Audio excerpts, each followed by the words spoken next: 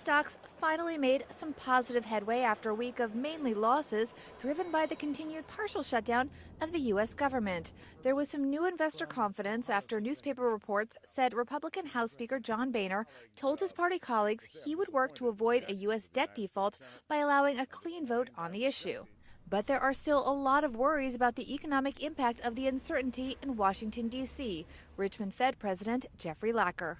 Federal Reserve policy actions cannot necessarily counteract the effects of fiscal policy uncertainty, declining productivity growth, or structural changes in the labor market. And all of these now appear to be playing a role to some degree or another. For the day on Friday, all the major U.S. indexes were higher. But for the week, the Dow lost ground and the Nasdaq managed a gain. In Europe, shares rose, led by banks, as investors welcomed a more stable outlook in Italy and bet the European Central Bank would continue to support the region's financial sector.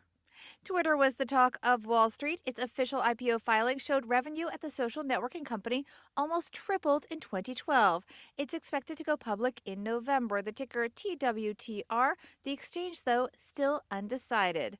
And the devil is in the details. Shares of Tweeter Home Entertainment soared more than 1,000%. Yes, investors mixed it up with Twitter, a clear case for reading the fine print or even just the name of the company. The ticker was TWTR until a Q was added when Twitter went bankrupt. The stock was mercifully halted by the middle of the day. On the Nasdaq, a delicious debut for Potbelly. Shares of the sandwich chain, which is backed by Starbucks CEO Howard Schultz, more than doubled from their IPO price of $14 a share.